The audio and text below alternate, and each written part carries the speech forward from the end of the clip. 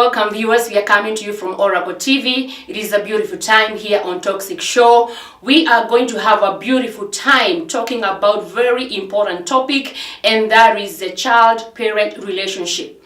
And I'm telling you, you don't want to change the channel. Stay right there, because today the questions you've been asking yourself, you're a teenager or a parent and wondering, how do I relate to my teenager? Today, we're going to be tackling different questions concerning our teenagers and the parents. My name is DrJoyceCharles. I'm your host, and together with me in the studio, we have none other but the director of PDO Kenya, Nderitu-Wanjagi. Welcome to the show. Thank you for having me. And also, we have beautiful ladies right here. We have Stacy. Welcome to the show. Thank you. You're cute. Thank you. But she's 19 years old, so don't have any ideas with her. And we have the beautiful Amina with us. She's also 19 years old. Beautiful girl. Welcome to the show. Thank you. Right. Now, our viewers, you're possibly wondering, what are they up to? You know, most of the times we don't really get to talk about the relationship between parents and their children, and specifically teenagers. And today, that is our topic. So tell me, Iregi, what is the importance of a parent and a child relationship? The parent-child relationship is a very important relationship. All right. Both to the parent and to the child.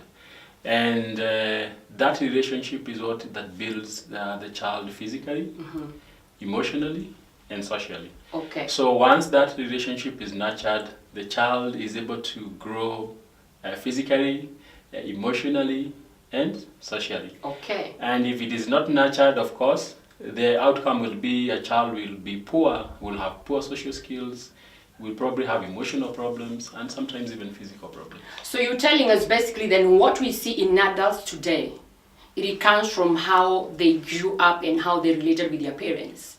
Exactly. Okay. You are what you are today Yeah. because of how you grew up, how you brought up, yeah, and the environment you grew up in. And does that affect a grown-up when they grow up on how they raise their kids? Does how you raise affect how you raise? How you are raised affects the choices you make in life. Okay. It affects your behavior, Not just as a child, but also as an adult. And therefore, it will also affect how you raise your own kids. Yeah. And sometimes we develop our own perceptions. You know, the things that we went through may probably be the things we don't want our child to go through. If we felt we had a bad upbringing sometimes. Yes. Or sometimes when we have what we call the permissive parents, or parents who don't really take time to help nurture the kids emotionally. Sometimes you also transfer that to your child, and they'll become neglectful or permissive parents. You know, parents who don't give too much attention or love to their children. Yeah. They just let them be, and you know, yeah. That is quite something that we need to really focus on when it comes to these relationships then. Yeah. Now, like I said, we have two teenagers in the studio, and so we grown-ups are just gonna flow as they tell us about how they relate with their parents and maybe the society at large, because you know the Toxic Show is all about the society and how we can make our society better and how we can give solutions. Now, Stacy, you're 19 years old. Yeah. You finished school how many days ago? Last week. Which school were you in? St. Gabriel's. Wow. How was the exam? The exam was fine. So you're confident? Yeah. Awesome. That is good. So tell me, in your own understanding, when you look at yourself, the 19 years you have lived, what is your expectations toward your parents, or how would you like your parents to meet you? Somewhere in the middle, what is that you're looking for in a parent as a teenager? Okay, for me, what I expect in a parent, yeah, okay, to give me that time. Some of our parents are working, yeah, and we don't have that time to socialize with them, interact. They're so busy. At times, we don't even have time to tell them what we experience. Okay. We are growing up. Yes.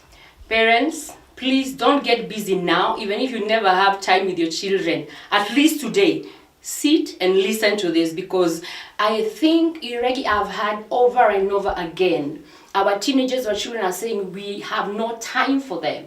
And I think it's time we just stopped everything and listen to what they are saying.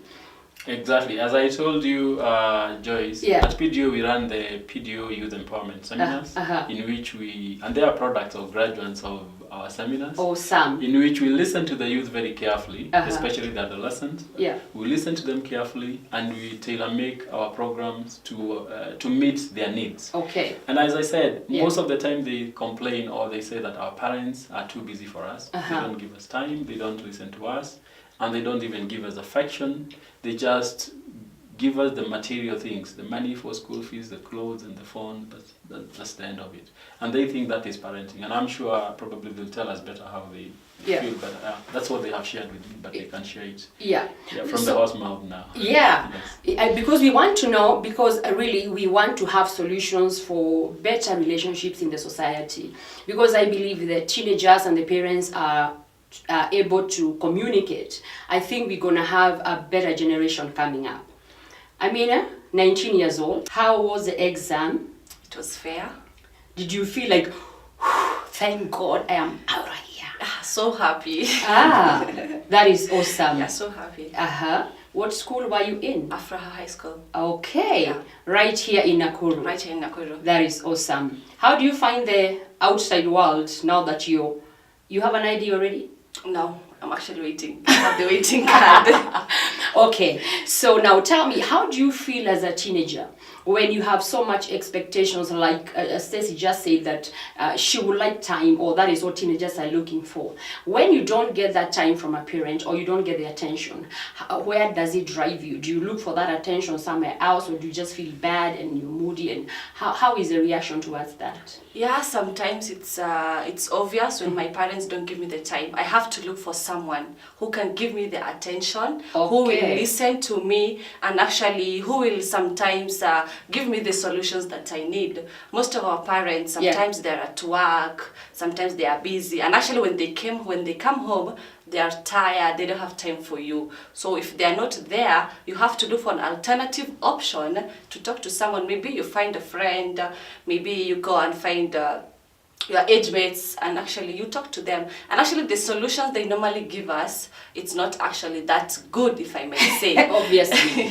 Because if you want a solution from a parent, I don't see how another 19-year-old is able to give you a sensible solution. Yeah. You're telling us mostly the teenagers will end up looking for what they're not finding in parents somewhere else. Yeah. Okay.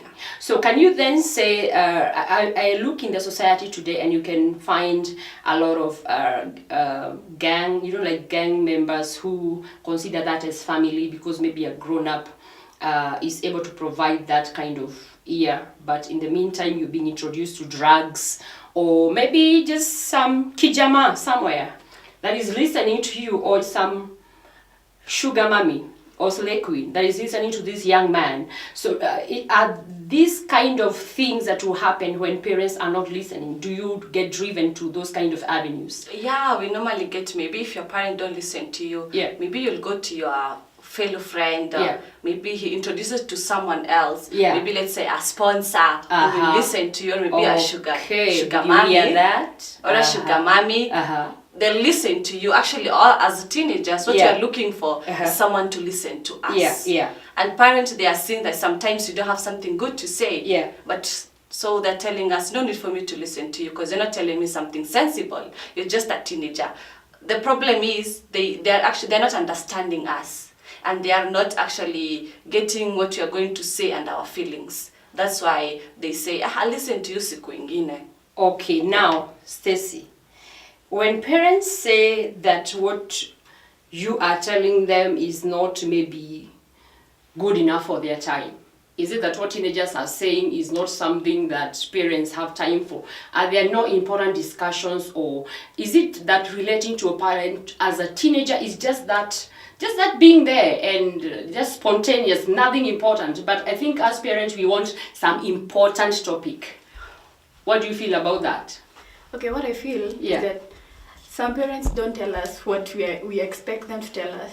Okay. They're growing up. Like what now? What would you want to be told by a parent? Okay, we definitely get friends who introduce us to so many things. All right. And also, we get to see that our parents are not there for us. We are growing up physically. All right. Okay, there are those men looking at us. Yeah, and of course. Yeah, we need guidance from our parents. Yeah, so we don't get So when we tell them, they tend to say, we are busy, maybe later. So Iragi, that then tells me that teenagers are actually expecting or looking up to parents as role models to guide them. Of course, especially since the child is born, their first role model, their first sort of mentor should be their parents, and it actually happens to be their parents. But once they get into, of course, adolescence, they also get exposed and they start looking elsewhere. Yeah. But in terms of guidance on very personal issues, there are things that naturally kids will expect their parents to talk to them about. For example, if they are confused about their body, they are confused about relationships, they are confused about all these hormonal things that are happening, that are exploding in their body that was not happening a few years back. They expect parents to be the first source of information. And that is why they are saying if they don't get it from their parents, they'll look for it elsewhere. Because no one will stay without an answer when the answer can be found outside if it cannot be found inside the home. And that is where they end up meeting the sponsor and the wrong people. And Wow. So this time thing is a great topic that I think all the parents need to understand, that our children do need time. And also what I'm also getting from you is I think we need to have a language of communication with our parents, because sometimes what is very important for a teenager to a parent is like, I think I'm so tired, can we talk tomorrow or the next time, over the weekend? It's pushed away. And they don't get to meet us at a place of understanding that this is really important to me. I really need to, to be heard. So both of you, do you have both parents? Yeah, I have both parents. Yes. You also have both parents. Yes. And I think that's also a good place, because now, at least if mommy doesn't listen, possibly daddy will. Yeah. But you can imagine a teenager who have one parent, or maybe no parents at all, or maybe they adopted or something. Sometimes it can be a bit difficult for them to to relate with their parents, because mommy has come home, she's so tired. And do you guys then get to understand that parents get tired? Because sometimes that saying that I am tired really is tiredness. Do you have that capacity of understanding, yes, mommy is tired, possibly I can give her a feet massage and maybe we can talk when I'm doing that massage? Do you guys understand? Do teenagers get to really understand when a parent says, I'm tired? Yeah, sometimes you understand. Sometimes. But if you tell me today you are tired, the next day you are tired, I'll actually even get tired talking to you. All right. So every time you are tired, you're tired. So even when I have a problem, I'll assume mom's tired. Okay. So that's the problem. All right. So tell me today I'm tired, but tomorrow listen to me. That will be fine. All right. But every day you are tired, it won't work actually. Okay. Yeah. But I would like just to add what she's saying. Yeah. In most cases, yes, we know we are tired as parents, and we know we are working very hard. Yeah. But also raising our kids is also part of our resume. Part of the work that we should be doing, and therefore, being tired shouldn't be, like as she's saying, an everyday event. Yeah. And therefore, we should create that time. Yeah. But most important, I think that being tired is only a word that is being used to cover up for something else. All right. The parent know that you're going to start an uncomfortable conversation and they want to avoid it. That is why they say they're tired. You look at our culture, talking about a parent talking about sex or sex education or discussing relationship in a healthy way is almost a taboo thing in our culture. It is. So instead of a parent getting your question, this boy today approached me and she said I'm beautiful and that blah blah blah, how do I handle that? Instead of her handling that question without emotions and without anger or anything, the parent would rather say I'm tired before the question comes, so that it doesn't even come. Because they will not handle it without emotions. They will not handle it soberly. They don't want even to confront the reality that my teenage is actually getting attention from a boy. And I think we had that, I don't know, this week or last week. A boy was killed by the parents of a girl. They were seen together, so That's the problem. We are trying to run away from confronting the real issues with this. Okay. Kids. So this "I have no time" is basically a cover-up for something that parents are running away from. Exactly. All right. Now, in your capacity as teenagers, has your parents been able to talk to you about serious topics like maybe sex education or career, or things that really a teenager wants a guidance from a parent? Stacey. Okay. Okay. For me, my parent have done everything. Yeah. Okay, guide kila kitu nafaa kujua. So amenielezea this is bad, this is wrong, but in such a way that like warning me not to do this and that. Not a conversation. Yeah, not a conversation. Stacey, if you do this, you find this man, this is the consequences. So. And how was the conversation? How was the mood of the conversation? You felt awkward? Because I know sometimes parents speak when we already know everything. Yeah. How was the mood of the conversation? Probably that good. Okay. Yeah. I mean, how did that go I with you? say I'm lucky because my parents, when the parent is educated, you get that chance. Yeah. And actually they will direct you, they'll give you the guidelines to follow. My parents has done that. Okay. I'm so thankful. Yeah. But some other kids, they might not have that educated parent for them to guide them. Yeah. So, and the conversation sometimes it goes well, and sometimes it's very tough. Okay. Yeah, some topics is very tough. Yeah. Actually, it's you guys you have a seat, you talk, then it ends up being a fight. Oh. Because of by there you're giving your opinions. Yeah. And they don't want to hear your opinions. Yeah. They just want you to give. This is how it goes. This is how you should do it. It's a lecture. No question. That is it. So it's a lecture, not a Yeah. conversation. Okay. Yeah. So, Iregi, how do we as parents get to converse with these teenagers? Not just do, don't. How do we? How can we be spontaneous and they feel comfortable to ask anything? Of course, you will not wake up one day and start being spontaneous and start being very free with your child. It's something you have to build from very early years. Yeah. From childhood. Yeah. So once you build that trust, once you have that kind of a free relationship from the beginning, then when they get into the teenage or puberty and you start having these uncomfortable conversations, they'll be comfortable. Yeah. Because that culture has been built and both of you can talk about anything. And you have to also train yourself not to be emotional. Yeah. Of course, imagining your girl was talking to a boy makes you very emotional, but you have to control yourself so that they also earn your trust. Yeah. And that is also how you build trust with them so that they can tell you everything.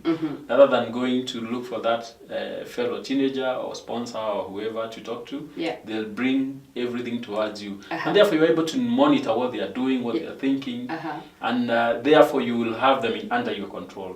But once they start looking for information on the internet or from their sponsor, then you lose them and they'll probably go wayward. Somewhere, yes. I remember when I started a conversation with my daughter concerning sex education. I'm telling you, that week, when I get home, she has a list of questions. I'm like, what did I begin? Because you're thinking you're going to begin this talk and it's going to end there and you're done.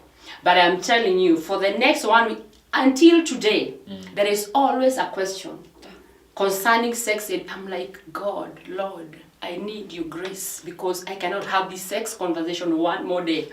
But I mean, as the days are going, like you're saying, it is comfortable. The questions have gone, and she's only 8 years old. The questions have gone down. Now she understands there are things there are clothes she would put on before, but now because she's so much aware of her body, like those small shorts that you can put on when you're on holiday, or she's like, no, mommy, I don't feel comfortable now, because already now she's beginning to feel that my body should be private.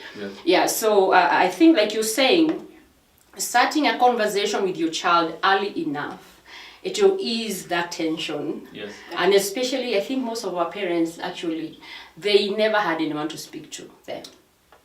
I don't remember my mom sitting down with me and telling me about that boy. No. I don't remember. Warning. Yeah. It was a warning about No, I don't even remember a warning. It was just like some, continue with life. Don't. Yeah. So anyway, that is quite interesting. Now, when we talk about teenage, you can never talk about it and ignore the issue of relationships. Because I think that is like the in thing that happens, especially if parents are not there. Am I wrong or am I right? You're right. Yeah. So, as Stacy tell us, when it comes to relationships, when do you feel is the right time for a teenager to relate? And when I say relate, I'm talking about having an opposite sex relationship, man, woman. I want to stress that man, woman, because I mean that is what we believe in. Yeah, we're not talking about a lesbian relationship here or a homosexual relationship here. We're talking about girl-boy relationship. What is the right age? Okay, we can say, 18 and above. But we have also to interact. There's that session we have to have for interacting with them. Yeah. And getting to know what are these people having and what do they want from us. So at 18 is interaction. Yeah. Then it will graduate from there. Yeah. Okay. 2. Okay. Yeah. Okay. For me, I believe when you're ready, when you're done with school, done with college, you have your work. Yeah. Then get someone. Okay, I wish there were teenagers like Stacy in our community who would say, I believe when you're done with school, you're done with college, you're working, then the guy can come. Yeah. You agree with me, Amina? Totally. Totally. I agree with her totally. Yeah. Actually, most of us, the teenagers, what we normally do, if you are 15, there's that feeling that comes up. So you have to look for that small boyfriend. Oh, kuna ka feeling ka 15 years. Kuna ka feeling. All but right. nowadays, as 21st century, ka feeling na 12 years. Jesus, the blood of Jesus. 12 years is a ka feeling. 12 years there's like a feeling. So as we grow, we meet these people. You know, our environment is so diverse. We meet different kind of people. You see this handsome guy, you develop the feeling. All that happens. And if you're not guided, you'll just have to flop back in somewhere maybe. Yeah. And you find yourself that you're not okay somewhere else. And the right age, I think, is when you're ready. Actually, you're ready emotionally, physically, and mentally. That's the time you can say, I have to get a guy. And as she said, 18 and above is okay. And also, you need to look at, when I get into this relationship, what am I getting? Am I losing myself? Or is this relationship building me? So that's actually you have to ask yourself before getting into the relationship. You don't just get a guy and you just pop into the relationship. It doesn't work like that, as the teenagers nowadays will do. You just spot a guy, we meet, that is it. Wow. We are lovers. All right. But it doesn't have to be like that. This is getting hotter because I can assure you after the break, Iregi, you're going to tell me, what does an 18-year-old do with a boyfriend? We will talk I'm now talking as a parent here. Yes, because I'm imagining my daughter at 18 years and she is already having a feeling and a somebody. Hey! Yes. You see now. There's a difference between dating and just having a relationship, a healthy relationship. So we will discuss that. All right. So we are going on a short break. When we come back, we are going to talk about that so that we know what is the right time for a teenager to have a relationship, with opposite sex. When do they start dating or courting, and when do they get married? So don't change the channel. Stay right there. We'll be right back.